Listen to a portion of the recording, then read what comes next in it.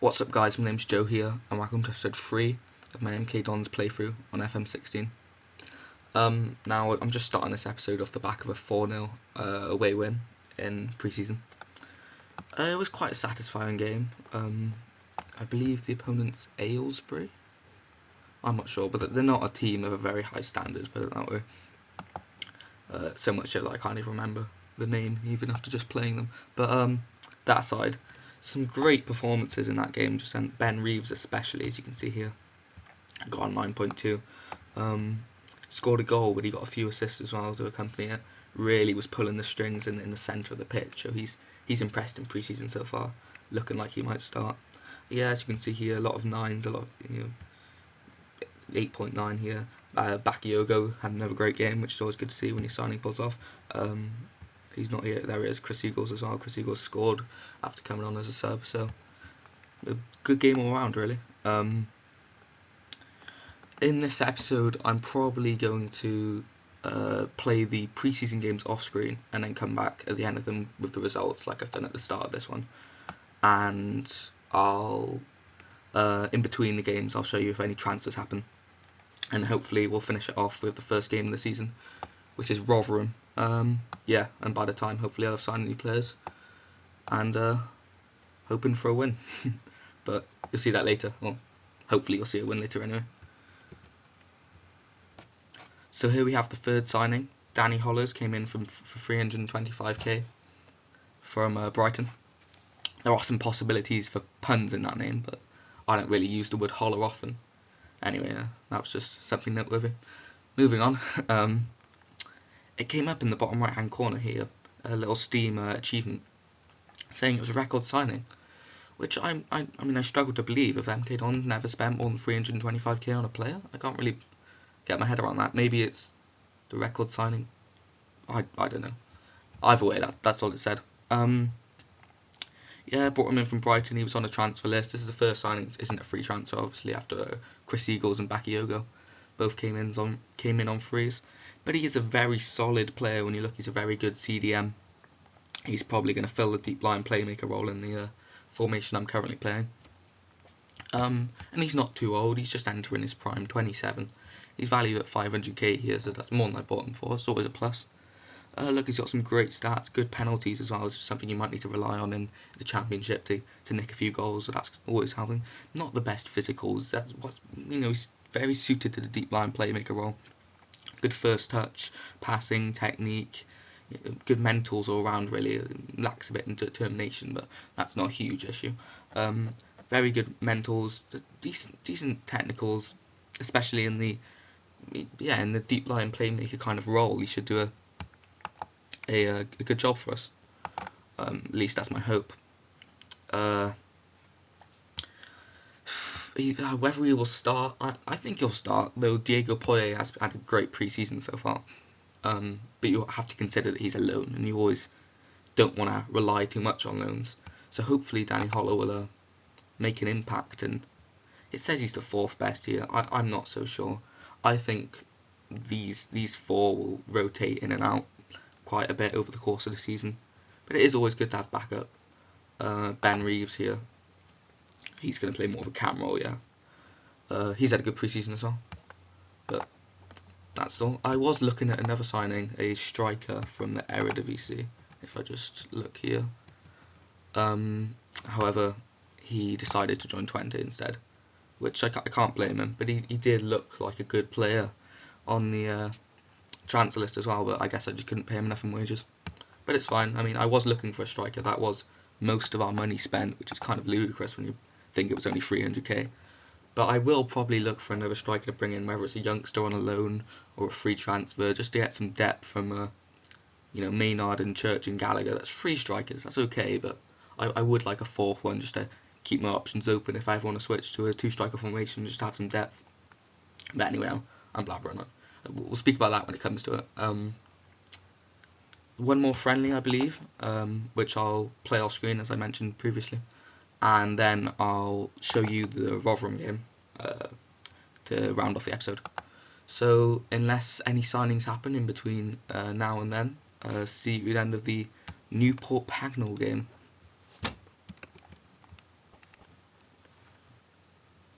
The game is finished with a incredible 6-0, and I say incredible, not the best opposition, but it was a great performance.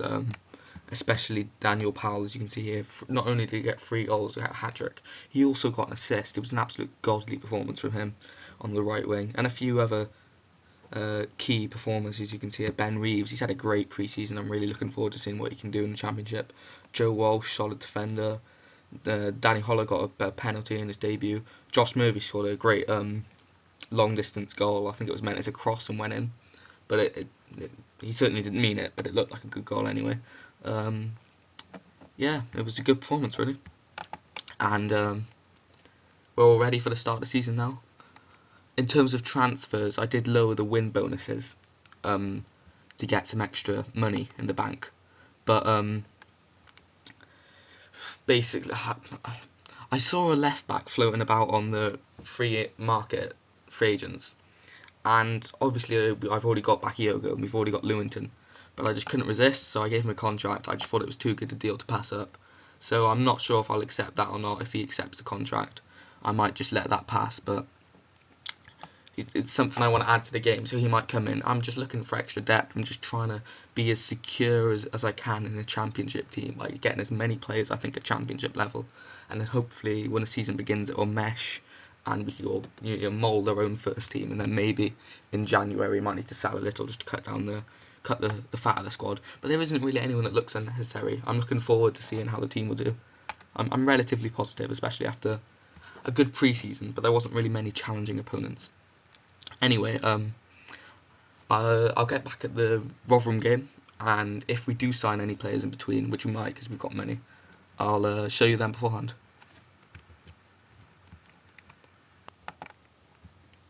Okay, so the 4th signing has came in, and it was that left back I was talking about. Joe Judgens coming in on a free transfer, former Hull left back. I mean, you might be thinking, you've already got Bakayoko in, do you really need to get in 2 left backs? And I was kind of thinking the same thing. But he can, not incredibly, but he can play all across the back line as cover.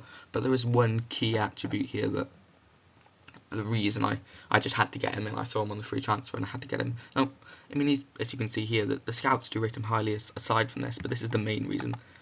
I mean, I'm not for encouraging hoof-it football, but 19 long throws is really gonna, hopefully, if they was overpowered as they were last year, I really hope it's gonna do wonders for us, because Azpilicueta last year, his long throws, he was a demon to play against him, and any player with like 19, 18 long throws can really just transform the game.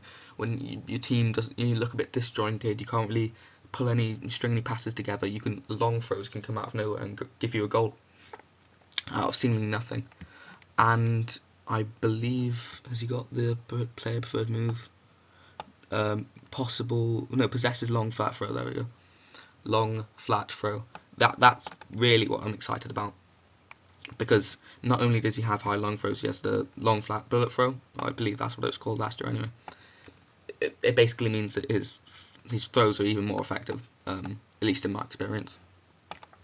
I mean, it is a bit presumptuous to base his whole value just by his long throws. He has got some good mentals, some decent defensive stats. He's not the best going forward, even though he can play on the wings. You can see here 6 finishing, etc. But he is younger than some of my other signings who have been more going into their prime, whereas he's 24, so he's just stopped at the realm of youngster, and he's getting into the nitty-gritty of his career. A Man United youngster, as I said, used to play for Hull. Obviously Hull got relegated, so he seemed to have left.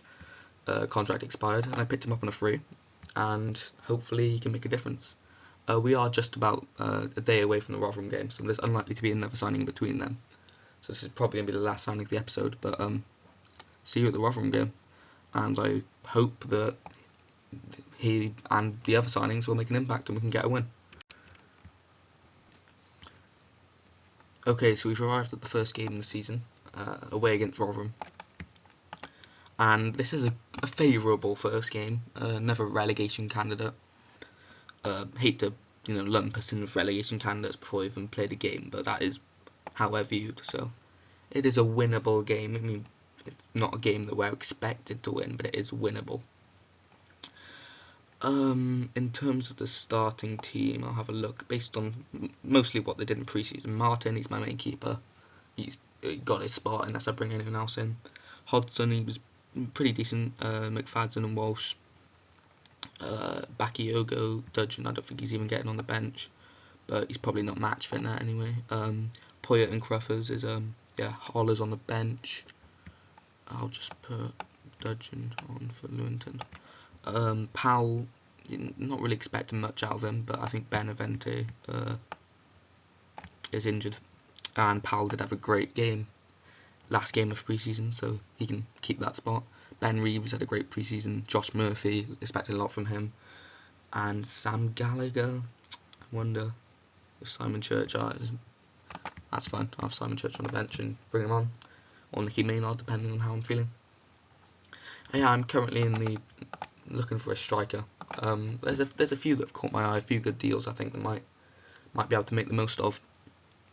But that won't be this episode. This will be the end of this episode now, and hopefully you can see a few more bits of action next season, not next season, next episode. There's been a transfer every episode so far, so that might go on for a little while, depending on how much money I have left, really. But yeah, it is a decent game to have first. It is away, but as I've said, I don't want to talk down the Rotherham and then just get smashed about. So I don't want to sound too confident, but I do believe we can get some points. A draw or a win is what I'm expecting. A loss would be a pretty stinging way to start, put it that way. However, I'm not conceited. It's not like we've already won, put it that way. We're also a team that's no one's expecting much from us this season. I'm not expecting that much from us this season, if I'm honest. As long as we stay up and consolidate, this is going to be a long-term thing. This save is not going to be like straight to winning. At least I don't expect it to be. It's going to be a hard season in the Championship, but I like it that way. I like the struggle, because then it feels more satisfying when you get a success. Ooh, Powell. Is he offside? I believe he's not. Daniel Powell, after that godly game last game in pre-season, he's got on the score sheet 8 minutes in. Ben Reeves, Lee Camp for the save, but Daniel Powell's there to just slide it in. Great to see. Always good to see scoring the first goal of the season, especially in the first 10 minutes. I've said I wasn't expecting much from him, but if he scores, Daniel Powell, he's decent. I don't know why I counted him off without even really playing much of him. Maybe I'll pay him a bit more attention if he keeps scoring. And there seems to be another highlight for us now. Cruffers, McFadden, Cruffers, former Aston Villa player, Ben Reeves, Josh Murphy, Lee Camp with a double save. Josh Murphy was in the right place at the right time but couldn't finish it off. We've been dominating by the looks of it so far. They hardly even been in our third of the pitch.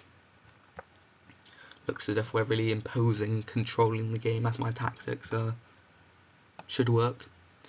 Obviously it's the beta, so sometimes I don't mean to be too harsh, but your tactics just don't do what you say they do, if that makes much sense.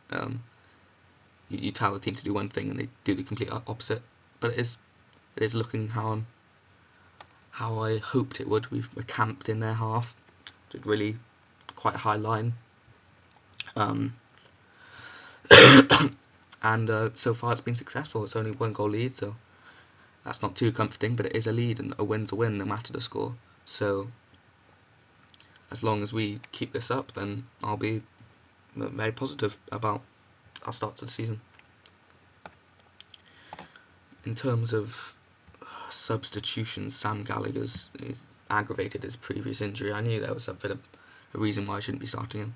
Not that he's a terrible player, he's a player with a lot of potential, but he was injured, so probably going to bring Simon Church on now at half time, if we can hold out until then, that is. I always get worried with those crosses led astray when the keeper's just off his line and you can get caught out by those crosses quite easily. The man I was talking about, Sam Gallagher, Ben Reeves, ooh, he's lost the ball, is that a red? And he's off. He is off. Tony Andrew Andreu, I don't know, it doesn't matter anymore, because I don't need to say his name, because he's been sent off. That was, I couldn't really tell much from the 2D, but it's a benefit for us, either way. Rob Hall can come on for Josh Murphy, and Simon Church for Sam Gallagher, and Danny Holler for Diego Poya. I always do the risky triple subs at half time. It's just a habit I have. I guess I don't really like just pausing the game to stop and do tactics, so I just get my subs over at half time. Probably shouldn't, but often it works out. Ooh, and that's a penalty. Unlikely to be another red, but they are down to 10 men, and we have a chance to capitalise. I think it should be Holler, as I've just brought him on, and he has 18 penalties, and it is Holler, and he steps up, and he scores on his debut. Danny Holler, first goal of the season. Obviously, it's the first game. 2-0 lead, extra man lead. We really should not lose this now, which is good to see. Good to see a win in our first game. Looking positive. And then we got another highlight here.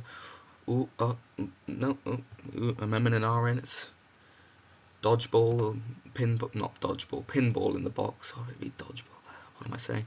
Anyway, Matt Derbyshire has come up. Ooh, and he's just slotted away. That was a good goal there, Matt Derbyshire. Not really much keeper could do about it. If you look, he's straight through. That was my high line playing against me there. And he just calm and composed tucks it away. It's getting a bit dangerous now. I wonder if I should change the tactics, lower the right attacking mid and left attacking mid to wingers maybe, or even change from control. But I shouldn't be panicking. I have got the extra man. We shouldn't be being bossed around. Ben Reeves, as I said, he had great preseason, 2 assists in this game as well. He's a player I'm really going to look for this season as our creative output, the hub of our attack. Every time it seemed in pre-season we went on attack, Ben Reeves was in the centre of it, not just the centre of the pitch, but he was really dictating the tempo of the play. And hopefully he can do that in the league as well, like he seems to have been doing this game. As we need a player like that. We need a player that can really start an attack out of nothing if we're going to be defending a lot, I assume, this season. So, well, let's not talk about Ben Reeves for a second. Let's talk about what's actually happened, because Samuel Cruffers, Daniel Powell, almost for a second, but Lee Camp is there to just palm it away, I presume. Ben Reeves, as I said, he's taking the corners as well. I think maybe I should switch Holler to taking the corners. I'm not sure. It doesn't really bother me. Not going to fuss too much about corner takers. I haven't even set up set piece tactics. I've just gone straight into this. Just got the game, so I haven't really had that much of a mess around with tactics. Maybe I should have switched the set pieces and the throw-in tactics and stuff, but I'll do that when the time comes. Matt Derbyshire. What was I saying about us being safe? This is not what I had hoped, to put it bluntly.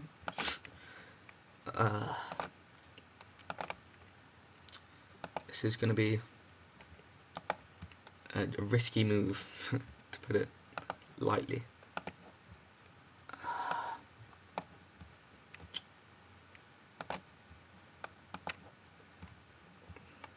This is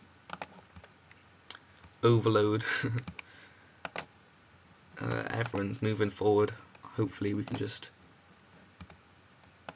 get something out of this game. Obviously we will still get something out of this game, but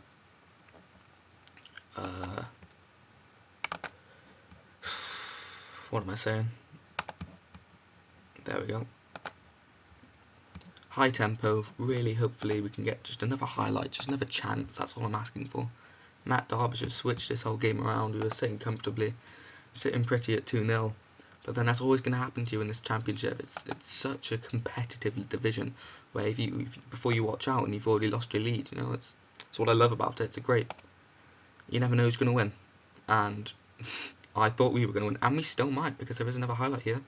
But as I say that, it's gonna come back to bite me in the ass. It's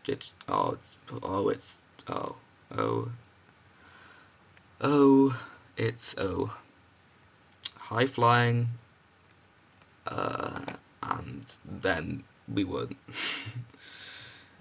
This happened.